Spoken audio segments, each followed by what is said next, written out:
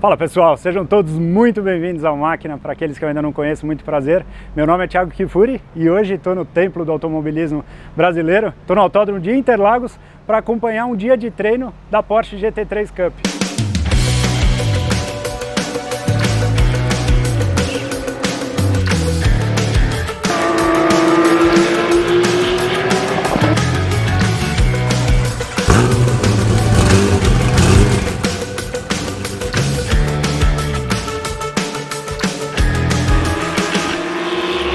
E eu estou aqui com um cara que já é conhecido aqui do canal, que é o Alan Hellmeister, amigo e que já esteve presente em vários vídeos, compartilhando muita informação sobre pilotagem, muita informação técnica no canal. E hoje ele está aqui para mostrar o carro que ele corre, o Alan, que é o atual piloto campeão da Endurance Porsche, né? Mostra aí pra gente, qual que é esse? Isso aí, vamos lá. Fala pessoal, tudo bem? E aí, Thiago, tudo bem? Beleza? Prazer aqui estar de novo. Bom, vamos lá, agora de fato com a minha roupa mesmo, que eu prefiro, que é a que eu mais gosto.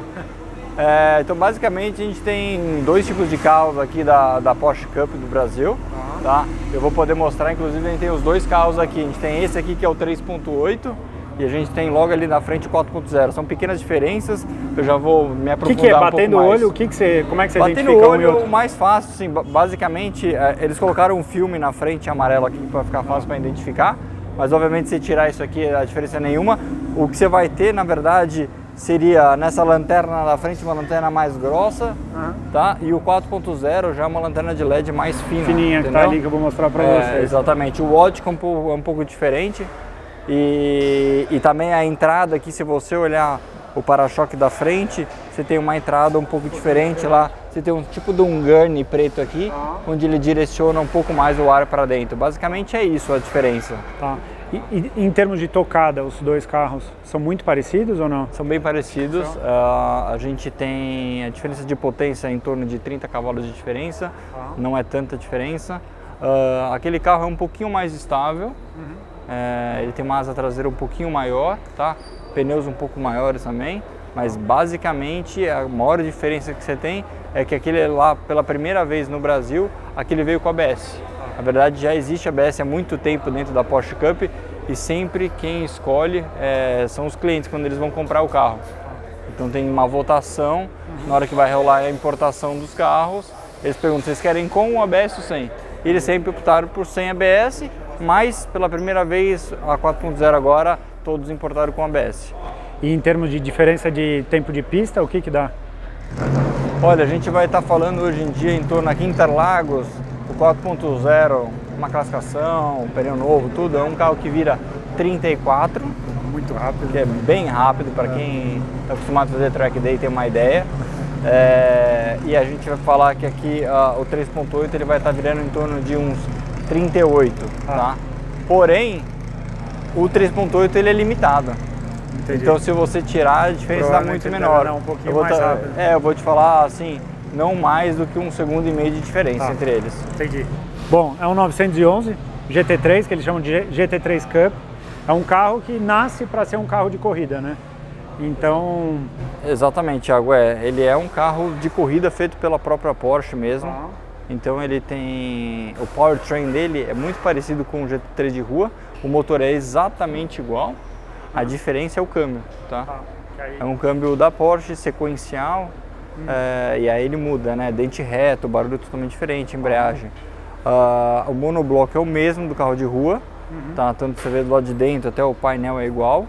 Aí, obviamente, por segurança, ele tem um Santo Antônio dentro do carro, não tem os acabamentos que é para você ficar muito mais leve o carro de corrida, mas diferente de outros carros de GT3, onde tem uma empresa terceirizada para estar preparando os carros, a Porsche não, a Porsche é ela mesma, é a Marder Motorsport que faz. Tá, entendi. Então quando a gente olha aqui na frente, tem algumas coisas que chamam a atenção, bem carro de corrida, na região do porta-malas a gente tem o airjack, né? Tem um pistão, tem a bomba da direção hidráulica aqui. Acho que esse airjack, não sei se todo mundo sabe, é tão natural pra gente pegar e falar, mas basicamente o airjack é para você fazer uma troca de pneu ou qualquer tipo de manutenção muito rápido. Então você pega com uma mangueira com nitrogênio, você espeta do lado do carro, você tem basicamente 3 pontos de airjack que o carro levanta na hora, e aí as pessoas que gostam de corrida já devem estar mais acostumadas. Já está aqui. Aqui a gente tem o tanque de combustível, né? toda a célula, bomba de combustível deve estar ali pela ligação elétrica também. Exato. Esse tanque, na verdade, é uma coisa bem importante. Por que o tanque é aqui, né? Primeiro, uma área bem segura do carro, tá? Não tem qualquer possibilidade, é muito difícil. E ele tem, em volta, ele é protegido, o tanque, com uma caixa de fibra de carbono. E se caso acontecer de romper essa caixa, o tanque, ele é tipo uma bolsa, ele é mole, então ele não rasga. Entendi. Tá? Para você não ter, num caso de um acidente, ele começar a vazar combustível e ter algum problema de incêndio no carro. Tá? Bom, ali a gente tem os cilindros dos freios, tanto do dianteiro quanto do traseiro. Deixa eu mostrar para o pessoal. É interessante que ele usa um sistema da AP Racing, ó. E aqui ele tem um sistema que ele faz o balanço, né? Você tem os dois, tanto a parte de dianteira. Você consegue regular o balanço de freio lá de dentro ou não? Lá de dentro. Tanto faz dos dois carros, se é o 3.8 ou 4.0, você consegue tá jogando mais freio para frente ou para trás. A diferença é que o 4.0, fora esse ajuste, você também tem níveis de ABS. Eu vou mostrar para vocês, é bem interessante. É coisa que você usa na corrida, assim, normalmente, nas corridas de endurance? Sim. Você chega a mexer? Bastante, obviamente não todas as voltas. Quem estava acostumado a ver até o Schumacher, quando ele andava de Fórmula 1, não só ele passava peso para frente e para trás, como ele mexia no balanço de curva para curva. Agora, aqui pra gente menos, mas sim, acaba utilizando principalmente o seguinte: como esses carros não têm ABS, o que acontece? Se você freia e bloqueia a roda, a tendência de bloquear sempre no mesmo ponto é muito maior, porque você já deixou uma parte reta. Então, nesse caso, você tem que começar a compensar e jogar freio mais para trás para diminuir a probabilidade de bloqueio dianteiro. Então, é algo que você vem trabalhando bastante. Quando a gente olha, são umas rodas super bonitas com cubo rápido, né? Umas pinças que eles chamam de monobloco, né? São lindas. É um tipo de carro que você anda e você fala freia pra caramba, assim? Sim, eu acho que é uma somatória de coisas, né? Que faz o carro frear bastante, né? Primeiro, ele é um carro, ele transfere muito menos o peso, né? Porque é um centro de gravidade mais baixo, molas mais rígidas, amortecedor também, então isso aí auxilia. É um carro muito mais leve do que um carro propriamente de rua. Não sei lhe dizer exatamente, precisaria a gente dar uma pesquisada, mas eu vou te falar que facilmente mais de 100 kg mais leve do que um carro de rua, facilmente. Porque você tira bastante parte inteira, mas também coloca o Santo Antônio, então tem esse peso. E principalmente a aderência do pneu, né? Tem muito mais aderência do pneu. Ele tem essa asa gigante, motor de Porsche a gente já conhece que é bem inacessível, né? Toda a parte de mas a gente pode abrir aqui, ó, pra vocês olharem, tá? Engates rápidos. Basicamente você tem o filtro, e pelo patrocínio acho que deve ser da BMC, se não me engano, né? E você tem a caixa e o motor todo ali por baixo, então não tem muito... Tem muito mistério, acesso por aqui. Muito parecido, né? Bom, aqui, só como curiosidade, aqui onde fica o sensor de cronometragem, certo? De cronometragem, exato. Isso aqui é só para, na verdade, para direção de prova, não é o sensor que a gente utiliza lá dentro. Os carros, eles fecham as voltas por um sistema de GPS, tá? Para aquisição de dados nossos. Então, o nosso tempo não é por esse sensor, e sim por GPS, tá? Então, deixa eu ver se eu tiro esse volante aqui, para ficar mais fácil aqui, ó, pra gente. Então, só para vocês entenderem, tá? O que a gente tem aqui. Vamos lá. Vamos começar por aqui. Aqui a gente tem um rádio, obviamente está escrito aqui. Pit Speed é onde ele limita a velocidade, precisa estar em primeira marcha. Ele vai ficar entre 40 e 50 km por hora, tá? O display, na verdade, é para você mudar o dash, que seja as opções que você tem ali, várias opções. Você vem trabalhando isso aí durante a corrida, tá? O alarme, que acontece? Quando ele dá qualquer tipo de alarme, se não for um alarme meio insignificativo, o ideal é você zerar, porque você perde todas as opções do dash. Ele fica travado naquele alarme e você não consegue chegar a mais nada. Então você acaba zerando ele, tá? Aí a gente tem aqui o reverse, que seria para você colocar a ré, caso você rode. E aí basicamente é o quê? Como é que você faz? Você tem que colocar no neutro o carro, clicar esse botão, e aí você, segurando esse botão, você coloca mais uma marcha para trás e ele vai engatar ré. Tá? Esse marco, na verdade, é bem interessante. O que é esse marco aqui? Esse marco é o seguinte: suponha que você esteja tendo algum problema no carro, uma falhação, um problema no câmbio, tá? Então o que você faz? Você vai lá e clica uma vez nele. Então, na hora que o engenheiro baixa os dados, ele consegue achar em que momento da pista você deu essa clicada. E aí ele vai lá e fica colhendo as informações ali para tentar entender. No logger do carro. Exatamente, é muito legal, tá? E aí esses dois aqui, você vai ter o farol alto, tá? e você vai ter o limpador de para-brisa. O farol alto basicamente é para você piscar quando você vem mais rápido que outro carro? Quando estiver chegando para chamar de alerta, ou você de fato começou a escurecer um pouco mais, você vai lá e liga o farol alto, tá? Mas esse aqui você utiliza mais para ultrapassagem, porque você clica uma vez e ele pisca 3 vezes. Clica 3 vezes sozinho, por si só. E o limpador, basicamente é a mesma coisa. Se você clicar uma vez só, ele só limpa uma vez. Se você apertar e segurar, aí ele fica funcionando. Ele não tem várias velocidades. Ou ele é ligado intermitente, ou ele só tira alguma goteira do para-brisa. Muito bem. Vamos conhecer por dentro o Cup. Primeira coisa, por que tem banco do carona? Explica, pessoal. Bom, Thiago, na verdade, assim, esse banco do carona só está aqui hoje, que é a gente chama de clínica. Na verdade, é para captar novos pilotos, que a Porsche sempre faz isso aí uma vez por ano. E também a gente faz nas clínicas de pilotagem, que é o meu piloto, no qual eu dou assessoria para ele. Eu coloco um banco do lado. A gente tem 2 rádios que eu consigo comunicar com ele e consigo falar, olha, freia mais aqui, abre mais. É só para treinamento, não é homologado para você correr com 2 bancos. Acabou, vai para classificação, vai para corrida, eles retiram o banco e aí nessa posição do banco é onde fica os pesos que eles deixam equalizado entre os pilotos. Porque isso é um dos desafios de uma categoria monomarca, né? Todos os carros eles são feitos, vamos dizer, pela mesma equipe, certo? E aí vocês fazem o balanço de peso também. Na verdade, eles usam uma referência de 100 quilos o piloto. Então, o piloto que... tiver mais 100 quilos... na verdade, o piloto que tiver mais 100 quilos complicou, porque ele vai passar do peso mesmo, tá? Mas o piloto que tiver 70 quilos, ele coloca 30. O de 80 coloca 20, assim que vai. O piloto que pesa mais de 100 quilos, aí não tem muito o que fazer. Entendi. Ele vai estar passando. Vocês garantem um peso mínimo da categoria e aí vai do... Exato, isso aí nas corridas de sprint, essas corridas curtas. As corridas longas, eles têm um BOP. O que é BOP? Né? Exato, essa é uma Balance of Performance. Então, assim, cada dupla, né, eles avaliam cada piloto da dupla. Então, o Alan, ele tem tanto de experiência, ele vai levar tanto de peso, tá? O Thiago tem tanta experiência, vai levar tanto de peso. Então, eles tentam fazer que as duplas entre si, elas fiquem bem equalizadas de acordo com o peso. E em relação aos outros carros, por exemplo, você pode pegar você ou o Denis Dirani e vocês andarem no mesmo carro? Não, pelo regulamento não, porque nós dois somos de uma categoria muito alta de equalização de piloto e aí o regulamento da categoria não permite isso, tá? A ideia é sempre que você tenha um gentleman driver ou um piloto não tão experiente com um piloto mais experiente, tenha esse equilíbrio. E eu acho que uma das coisas legais que eu vejo na Cup é que você tem diversos tipos de piloto. Tem ex-piloto de Fórmula 1, me corrija se eu estiver errado, e você tem gente jovem, você tem o cara que nunca correu, que tem mais idade, né?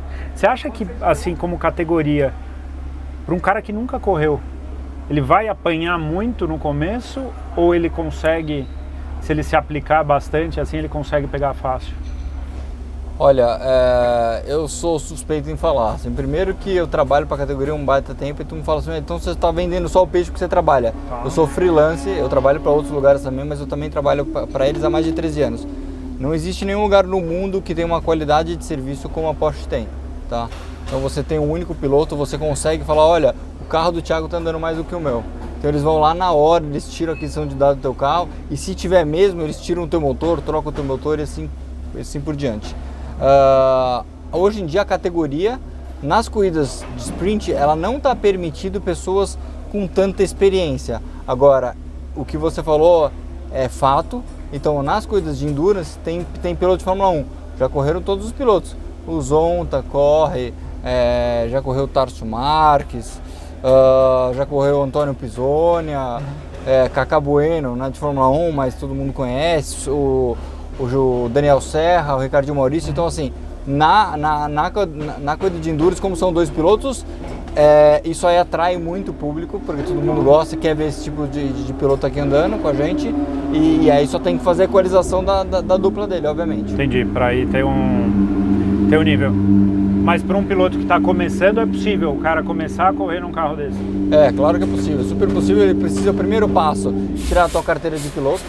Tem algumas escolas, a Porsche tem uma delas também, mas não necessariamente você precisa tirar aqui, tá? A mais conhecida delas é o Roberto Manzini. E aí você tendo essa carteira, você vai ter a PGCB, que já te autoriza você a correr na Porsche Cup. Que é piloto graduado de competição, né? É categoria B, exato. Para você ser categoria A, aí na verdade você precisa estar ou entre os 3 primeiros no campeonato paulista, ou seja, ou você precisa estar entre os 6 primeiros no campeonato nacional, tá? No campeonato brasileiro. Aí você já é qualificado automaticamente para o PGCA. Mas para correr aqui indifere. E agora a única questão, você fala, Alan, independente da carteirinha, respondendo a tua pergunta rapidamente, não é um carro fácil para dirigir, o Porsche, sabe? Todo mundo sabe, é um carro com motor traseiro, é um carro que precisa sim ter uma certa habilidade, conhecendo, treinando bastante. Então assim, não acho que seja assim o primeiro passo para um cara que nunca fez nada na vida sentar aqui para correr, por mais que ele tenha carteirinha. O ideal seria ele passar numa categoria mais de acesso que a Porsche. Para uma pessoa que já tem uma noção, faz truck day, tem carro forte, sim, é uma categoria que dá. E dentro da categoria você tem 2 categorias, ou seja, dentro da Porsche você tem 2 categorias no qual difere pessoas mais experientes e pessoas menos experientes. Então basicamente você consegue ter o teu início por aqui, desde que você tenha um certo conhecimento. Legal. Bom, quando entrou o 3.8, me corrija se eu estiver errado, foi quando entrou o câmbio no volante, certo? Os 997, se não me engano, o 997 era câmbio aqui ainda, câmbio sequencial na mão, né? E aí entrou o câmbio com borboleta. Vou mostrar pro pessoal como é que faz para ligar um carro desse. Tá. Quais são os comandos assim que tem que ser feitos para a gente acionar ele? Tá, vamos lá. O primeiro passo, Thiago, é a geral do lado de fora já tá ligada, que é onde o mecânico já entendeu que o carro tá pronto para você, ele já acionou a geral. Aí você tem que ligar a tua segunda geral com uma geral aqui dentro, tá? Então, ó, quer você ligar ou eu ligo? Não, vamos lá. Vai me falando, vamos lá. Pode subir o vermelho, levanta, trava e baixa o botão de dentro do vermelho. Ele vai ligar o painel aqui, ó. Fica vendo? Você tem que esperar ele iniciar. Reconhece todos os sensores que ele tem e assim por diante, tá? Quando ele acender o neutro aí na frente ou zero, ele tá pronto para você dar partida, tá? Aqui eu tô vendo temperatura de água, temperatura de óleo, certo? Na verdade esse dash, esse display você pode mexer, tem várias opções, entendeu? Você vai apertando aqui, ó, você vai mudando, tá? O ideal é a gente sempre sai nesse primeiro aqui, ó. Você tem a temperatura dos dois, é onde o mecânico deixa. A temperatura recomendada por coincidência é 60 graus para você começar a sair do box, tá? O óleo você pode trabalhar até 100 graus, que é o normal mesmo dele, tá? Então você estaria aí no processo normal para você iniciar o carro. E aqui o carro, ele gira quanto? Ele chega a girar os 9 aqui, que tem mais ou menos da faixa vermelha? Não. Você vai estar girando aí em torno de uns 7.000, 7.200. Que já é bastante. Que já é bastante. Beleza, ligamos aqui, e aí? Legal, agora abaixar a ignição. Aqui? Para baixo, perfeito. Tá. E aí você já percebeu? Ligou a bomba? Não. O que é aqui atrás? Na verdade, o que é isso aqui? Essa aqui é a ventoinha. Ah, uma ventoinha. É uma ventoinha que ele tem sobre o compressor do câmbio. Tá?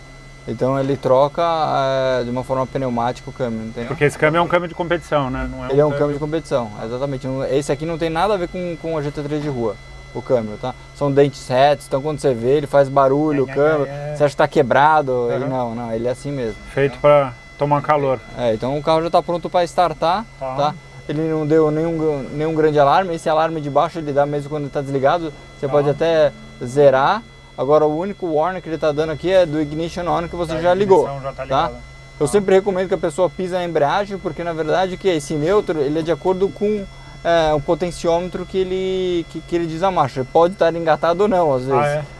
Então também para ficar mais leve, para dar partida, você desacopla o câmbio também, pisando na embreagem, fica mais leve. Que é pesada pra caramba, né? É pesado porque é de cerâmica multidiscos, entendeu? Ela tá pesada. E a partida na mão esquerda aqui? Mão esquerda, vamos lá, pode acionar.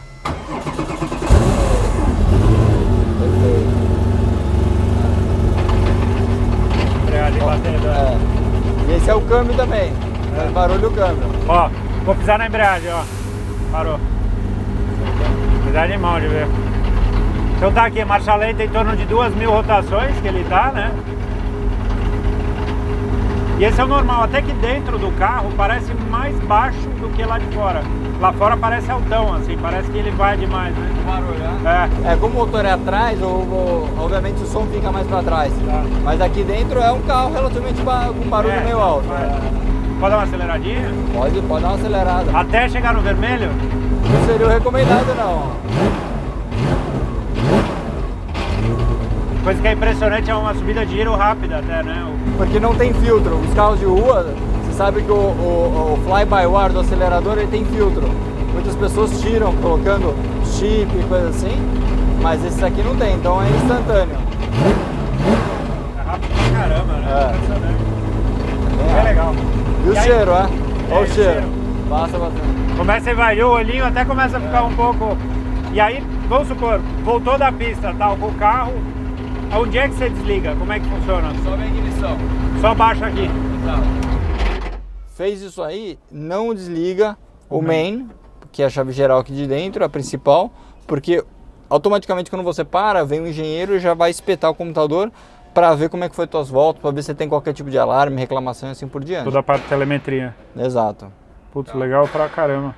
Vamos lá, tem várias outras coisas. Eu vi que aqui no meio você tem um... Acho que a gente não precisa mostrar, enfim, todos, mas dá pra ver que tem uma série de... A gente consegue passar rapidamente, tá? Tem bomba reserva nesse Então carro, a gente tem as duas bombas, exatos. A gente já deixa as duas acionadas aqui, tá? A ignição a gente já mostrou aí pro pessoal que tá nos assistindo.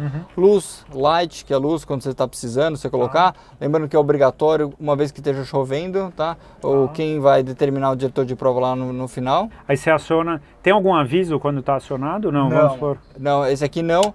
Ele muitas vezes quando você tiver com a ignição ligada, ele vai dizer aqui no painel, mas a 991 geração 2 que a gente usa lá, 4.0, ela já marca ali embaixo no dash também, tá? Light, o farol da frente, rear é o traseiro, aquela luz vermelha que a gente acabou utilizando. O flasher é o pisca para a esquerda e pisca para a direita, tá? Ou você pode pôr os dois ao mesmo tempo, ok? Ok. O fan na verdade é ventilador, o carro não tem ar-condicionado, é só ventilador. E aí porque tem um screen e o driver? Na verdade o screen, se estiver chovendo, para não embaçar na frente, você joga para o para-brisa. E se não estiver chovendo, você joga para o piloto, porque é um calor absurdo aqui dentro. Vou te falar, em torno de 50 a 60 graus durante a prova, tá? Aqui você tem um Emergency Gearbox, que na verdade, se tiver qualquer problema durante a eletrônica do carro, para você não ficar, perder a tua corrida, você aperta aqui, ele para de funcionar a eletrônica do carro, ele funciona como se fosse um carro manual. Então você tem que pisar na embreagem, trocar a marcha, mas você continua a tua corrida. Aqui você usa embreagem só para sair, certo? Só para sair. Resto para subir e descer? Tem power shift para subir e ele faz o ponta-ataque sozinho para descer. Você não utiliza mais embreagem, só para subir. E como no Brasil a corrida da Porsche ela larga andando, você também não utiliza. Na Europa não, a Porsche, a Super Cup, ela larga parada. Larga parada, tá. Mas larga na embreagem. E aí a gente tem o extintor, que todo mundo, para quem gosta mais de... Que no caso, nos carros mais sofisticados, ele é um acionamento eletrônico, né? Ele é só um botão, ele não é um cabo que você puxa, né? Esse aqui é eletrônico também. Esse eletrônico não é o cabo. O que você vai ter em alguns carros, do lado de fora, você tem tanto o cabo que ele desliga a chave geral, tá? Então às vezes teve o primeiro acidente, quando chega o bandeirinha fazer o resgate, ele puxa esse primeiro cabo que ele desativa toda a parte eletrônica do carro e ele vai lá e aperta também o extintor para lá. Tanto faz, é o mesmo extintor. E os carros da Porsche são extremamente seguros, não são? Muito seguros, muito seguros. Assim, graças a Deus no Brasil nunca teve nenhum acidente fatal. Mesmo na Europa, com certeza algum já deve ter tido, mas assim, é muito difícil. É a maior categoria do mundo, sem sombra de dúvidas, de monomarca. Tá? E a do Brasil é a maior delas? É o maior grid do mundo. O maior grid do mundo? É o maior grid do mundo. Caramba, tá aqui no Brasil, olha que legal. É bem bacana. Nas corridas de endurance, que eles somos as duas categorias, os carros mais novos e mais velhos, quando somos dois, eles largam para endurance, é o maior grid do mundo. Você chega a largar 42 carros. Olha que legal. E tudo isso organizado por uma equipe, né? Por um único promotor, uma única equipe, uma única pessoa que é o Denner no Brasil. Então ele cuida de toda a parte da importação, manutenção, logística. Tudo. Então aqui o piloto ele precisa ter só o patrocínio para pagar o running e ele tem tudo lá. Que legal. E aqui a gente comentou do lado de fora, que tem aqui do lado direito aqui do painel, né, do piloto, que é o balanço do freio, né? Esse aqui, mesmo a nova geração que tem ABS, ele também tem o freio, tá? Então você tem aqui, depois a gente vai mostrar rapidamente também a nova geração, mas você tem o freio rear, a R para trás e o F para frente, tá? E aí como é que você faz para você saber? Volta pro dash ali, por favor, Thiago, se segura durante bastante tempo aqui o amarelo, E aí você vai trocando outros painéis, tá? Uhum. E aí você coloca aqui, ó. Então eu vou dar dica do que eu uso, tá? Então vamos lá. Pisa no freio, coloca 50 libras na primeira barra do lado esquerdo aqui, ó. Vai mais, vai mais. Uma vai coisa mais, pra caramba. Vai mais, aí. Oh. É. É pressão de frenagem, hein? Isso que a gente usa muito mais, tá? Uhum. Mas é só pra usar de referência. A gente tá com 47,5. Tá? Vocês usam muito mais do que isso? Muito De mais pressão que de frenagem? Muito mais que isso. Oh, É absurdo. É absurdo. eu apertei com força aqui. Vou te falar assim, o Denis Girani, de nós instrutores, é o instrutor que mais usa pressão. Ele passa de 200 libras na pressão no freio no final da reta. É assim, é irreal, é irreal. É irreal, é muita força. Você chega no final, você tá com a tua batata da perna totalmente dolorida no final da corrida. Isso depois do teu acidente, você sentiu diferença? Eu não tenho mais a mesma força. Tá. Então, assim, eu perdi bastante, mas não é desculpa. Tá. Bom, estávamos falando aqui, chegou nos 50 que você estava falando, e aí? E aí sim, é uma referência exata para você saber. Obviamente ele tem um brake bias, tá? Que você mexe aqui, ó. Tá vendo que ele tá alterando? Ele altera grande também. Tá vendo? Ah, então aqui esse botão é tipo um clique, né? Posso virar? Você só não pode estar com o pé no freio. Tá. Aí, ó, pode ir virando e ele vai mexendo. Ele é um cabo de aço, então você tem que realmente virar, mas você tem uma noção pelos cliques. Entendi. Tá? E uma outra coisa que não tem aqui, bem interessante também, Thiago, para mostrar pro pessoal, aqui em cima, tá, desse velcro, ele vai uma caixinha. Aqui, ó. Nessa parte aqui, a gente não tem porque é fornecido pelo diretor de prova. E na verdade é uma pessoa que fica junto com o diretor de prova passando todas as informações. Então você tem tanto as bandeiras que estão acontecendo durante a prova, como o posto. Então tipo, aparece posto número 1, uma bandeira amarela piscando, você sabe que lá teve alguma coisa. Isso para segurança. É legal, é bem legal. Então você sabe se deu safety car, você sabe se vai relargar, você sabe tudo através dessa caixa. Puta, que legal. É bem legal. Animal. Vamos fazer o seguinte, mostra pra gente o mais moderno, vamos dizer, o 4.0. Vamos lá. Esse é o 3.8 que a gente tá... Esse é o 3.8, você vai ver que basicamente as diferenças são bem pequenas, mas vale a pena. Vamos lá, até para o pessoal conhecer. Bora. Bom, vou mostrar aqui, tem um 4.0. Vamos lá. Quais são as... Bonito esse banco da Recaro, né? Todo de carbono, uma coisa linda. Muito bem, cá estamos dentro do 4.0. O grafismo do painel é um pouquinho diferente, né? Exato. Do display. O que você fala pra gente aqui das principais diferenças assim? Esse aqui você vai ter, na verdade, o sensor de pressão de pneu, tá? Que no outro a gente não tem, tá? Aí, seria nesse aqui o tire pressure, tá? E a próxima diferença dele também, a gente tem o ABS, que é do seu lado aqui, ó. ABS, tá vendo, ó?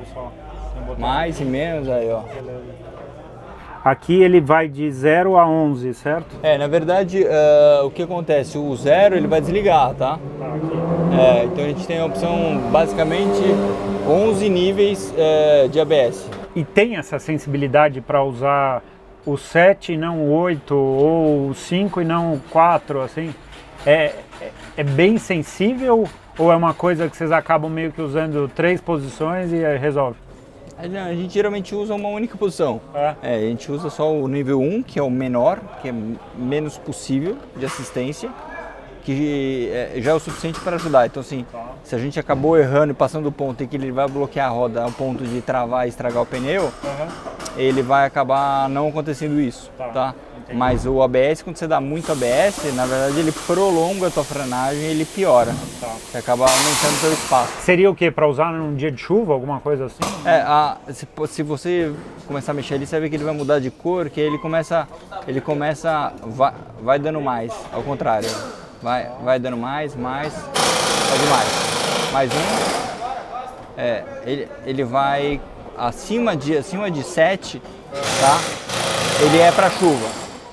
Tá. Seria assim, então a gente usa de 1 a 3. Tá, que tá aqui, ó, no painel vai mudando ali. Olha lá, exatamente. Desligado. Beleza. O 1 vocês usam direto? O 1 é o que a gente usa, então a gente vai, usar no máximo de 1 a 3 com pneu slick e 7, de 5 a 7 de chuva. Quando você passa disso aí, ele não quer deixar bloquear absolutamente nada e aí você fica com um espaço de frenagem muito grande. Entendi. Ou o peso que a gente tinha falado para as pessoas, se você puder mostrar aí, acho que fica interessante. Ó, aqui onde é montado o peso são umas barras de chumbo, de ferro, enfim. É um peso grande. E aqui tem um quadro, que eu acho que é o quadro onde eles põem o banco, né? Que dá pra pôr toda a parte de rádio ali, né? Esse carro ele também já vem um rádio embutido, tá? E ele vem um sistema também chama V-Box, que já vem também no carro. Já vem com a V-Box, que é a câmera integrada na aquisição de dados, é bem interessante. Muito bem, acho que damos uma aula de 911 GT3 Cup para o pessoal. Tenho certeza agora que todo mundo está entendendo tudo sobre o carro. E eu quero agradecer você também por essa. Quero agradecer também o pessoal da Porsche Cup por ter aberto o espaço aí pra gente. Espero estar de volta aí ao longo do campeonato para acompanhar de pertinho um pouquinho vocês. Tá bom? Valeu, Alan. Agora eu conto com a torcida de todo mundo aí.